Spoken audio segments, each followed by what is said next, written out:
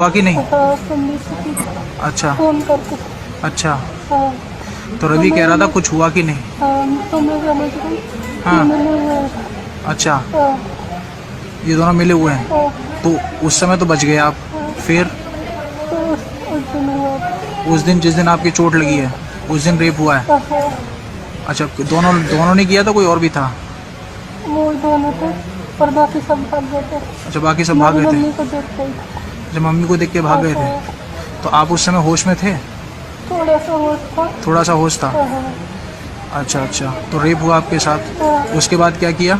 और मेरी मम्मी ने मुंह में पानी डाला तो कुछ नहीं क्या हुआ।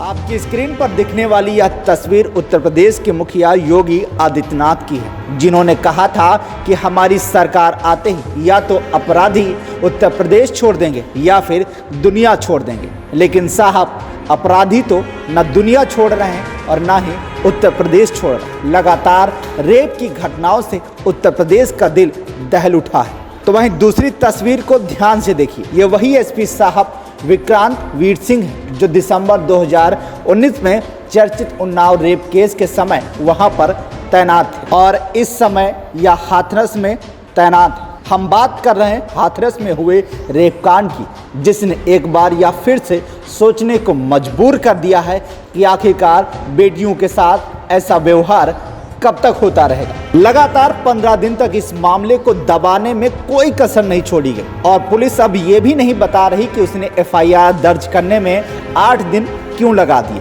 पूछने पर बेशर्मी से इनकार भी कर रही। वहीं आपको जानकर यह हैरानी होगी कि आरोपियों के पक्ष में स्वर्ण परिषद आया है और ये सब तब हो रहा है जब 2 महीने बाद निर्भया कांड को 8 साल पूरे होने जा रहे हैं। कभी ऐसा हुआ ही नहीं कि औरतों की जिंदगी, उनकी सुरक्षा महीनों तक टीवी चैनलों की प्राइम डिबेट का मुद्दा बनी।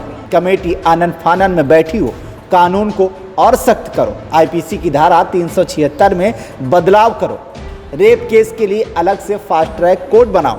एनसीआरबी के पन्नों में दर्ज हो रहे बलात्कार के आंकड़े लगातार बढ़ रहे हैं। 2016-17 में अकेले देश की राजधानी में इन अपराधों में 26.4% का इजाफा हुआ था। पूरे देश में यह संख्या इससे 55% ज़्यादा थी। इस देश की फास्ट ट्रैक अदालतें तो अलग से शोध का विषय हैं, जहां 10-10 साल से मुकदमे न्याय की बाट जोड़ रहे हैं। आंकड़े तो इतने हैं कि कभी 50 पन्ने इनसे ही रंगे जा सकते हैं, लेकिन असली सवाल तो फिर से छूट जाएगा। मर्दवाद और जातिवाद इस देश का मर्ज है और मर्ज को चाहिए दवा।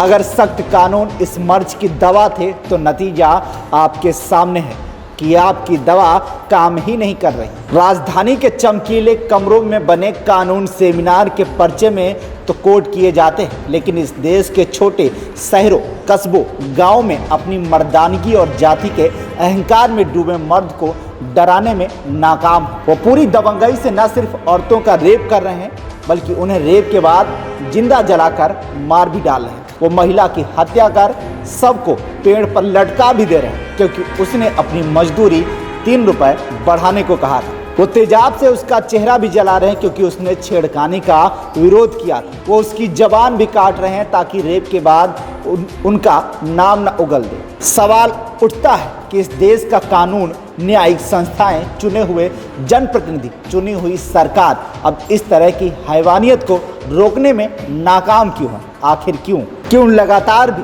8 दिन बीत जाने के बाद भी पुलिस एफआईआर दर्ज क्यों नहीं करती। आखिर क्या वजह है।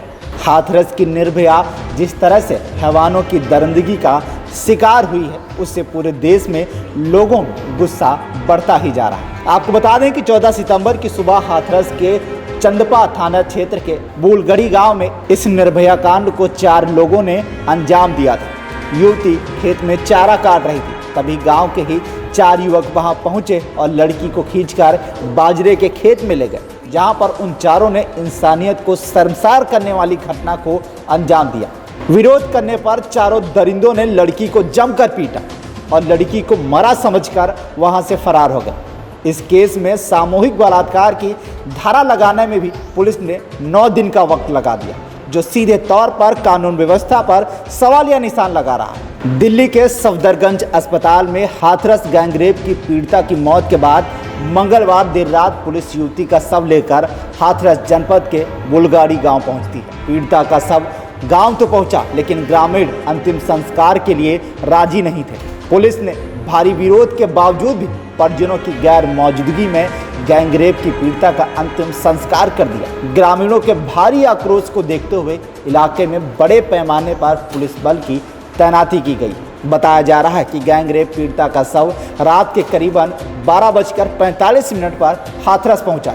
एम्बुलेंस को जब अंतिम संस्कार के लिए ले जाया जा रहा था, लोगों ने उसे रोक दिया। एम्बुलेंस के आगे लेटकर आक्रोश जताया। इस दौरान एसडीएम पर परिजनों के साथ बदसलूकी करने का आरोप भी लगा। इसके बाद पुलिस और ग्रामीणों में झड़प भी हुई। दरअसल परिजन रात में शव का अंतिम संस्कार करना ही नहीं चाहते थे, जबकि पुलिस तुरंत अंतिम संस्कार कराना चाहती थी, जिसको करीब 2:40 के आसपास बिना किसी रीति रिवाज और परिजनों की गैर मौजूदगी में पीड़िता का अंतिम संस्कार कर दिया जाता। गैंगरेप पीड़िता के चाचा ने बताया कि पुलिस दबाव बना रही थी कि शव का अंतिम संस्कार कर दे, जबकि बेटी के माँ बाप और भाई कोई भी मौजूद नहीं थे। वे लोग दिल्ली में ही थे और अभी पहुंचे भी नहीं थे। रात में अंतिम संस्कार ना करने और परिवार का इंतजार करने की बात पर कहने पर पुलिस ने कहा कि अगर नहीं करोगे तो हम खुद कर देंगे। यूपी कांग्रेस और आम आदमी पार्टी ने उत्तर प्रदेश पुलिस की इस हरकत को कायराना बताया है। उन्होंने कहा है कि कांग्रेस ने अपने ट्विटर अकाउंट पर लिखा है कि निर्दयता की हद होती है। जिस समय सरकार को संवेदनशील होना चाहिए, उस समय सरकार ने निर्दयता की सारी सीमाएं तोड़ दी। सफदरगंज और एम्स में क्यों नहीं ले जाया गया? आज पूरा समाज हाथरस का रो रहा है। कोई पार्टी नहीं है, हाथरस की बेटी है और कोई जाति धर्म नहीं है। उस बेटी को न्याय चाहिए।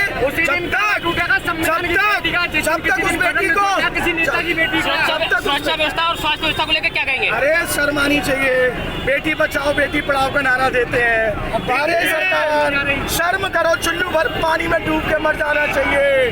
क्या कहूँ, मेरे पे शब्द नहीं है। बस आज प्रार्थना है उस बेटी की आत्मा को शांति मिले। बस यही चाहिए। मनीषा के वहीं इस घटना के बाद दलित बेटी को न्याय दिलाने के लिए सड़कों पर वाल्मीकि समाज के लोग भारी संख्या में उतर चुके हैं। आरोपियों को फांसी देने की मांग कर रहे हैं। तालाब चौराहों पर जमकर प्रदर्शन कर रहे हैं। सरकार के खिलाफ जमकर नारेबाजी भी कर रहे हैं। दलित लड़की की मौत के बाद दूसरे दिन वाल्मीकि समाज के लोगों का जमकर प्रदर्शन हुआ। प्रदर्शन को रोकने के लिए वाल्मीकि समाज के लोगों पर पुलिस ने पथराव किया। उसके बाद वाल्मीकि समाज के लोगों ने पुलिस की गाड़ियों के शीशे भी तोड़े, जिसके बाद पुलिस ने वाल्मीकि समाज के लोगों को खदेड़ा और आंसू गैस के गोले भी दागे। फिलहाल हाथरस के सभी बाजार बंद हैं। शहर में कर्फ्यू जैसे हालात हैं। पुलिस और प्रशासन लगातार शहर में फ्लैग मार्च कर रही है। पुलिस और प्रशासन लगातार शहर में मार्च कर रही है। भारी पुलिस बल शहर में तैनात है। वहीं अब पुलिस कह रही है कि सख्त धाराएं लगाई हैं। अभियुक्त तो बचेंगे नहीं। लड़की को न्याय मिलेगा, वो न्याय जिसे देखने के लिए अब वह दुनिया में नहीं होगी। बाकी नहीं। अच्छा फोन करके। अच्छा, हाँ, तो रवि कह रहा था कुछ हुआ कि नहीं? तो मैं समझ गई। हाँ। अच्छा, ये दोनों मिले हुए हैं, तो उस समय तो बच गए आप। फिर उस दिन जिस दिन आपकी चोट लगी है उस दिन रेप हुआ है? अच्छा, दोनों ने किया था, कोई और भी था? वो दोनों थे और बाकी सब भाग गए थे। अच्छा, बाकी सब भाग गए थे। मम्मी को देख गई। अच्छा, मम्मी को देख के भाग गए थे। तो आप उस समय होश में थे? थोड़ा सा होश था। थोड़ा सा होश था। अच्छा अच्छा, तो रेप हुआ आपके साथ। उसके बाद क्या किया? और मेरी मम्मी ने मुँह में पानी डाला तो कुछ नहीं क्या हुआ। अभी से गुजारिश की जा रही है लगातार कि जो भी मार्च हो शांतिपूर्ण हो। कल भी कैंडल मार्च निकाला गया, शांतिपूर्वक निकाला गया और आज भी शांतिपूर्वक मार्च शुरू हुआ। उसके साथ पुलिस प्रशासन ने एस्कॉर्ट किया। बीच में कुछ तत्वों ने कुछ बदलाव की कोशिश की।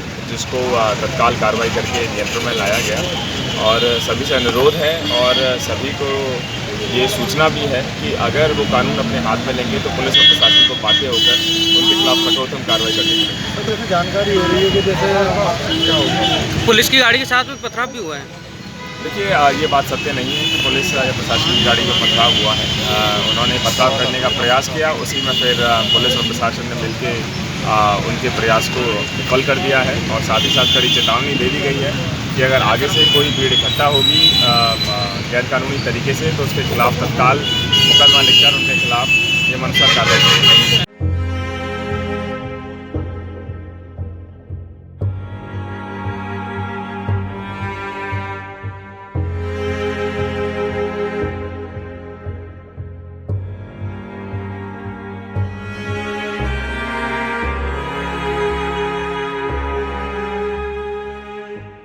हाथरस से संवाददाता जय किशोर कुशवाहा के साथ TV1 इंडिया न्यूज।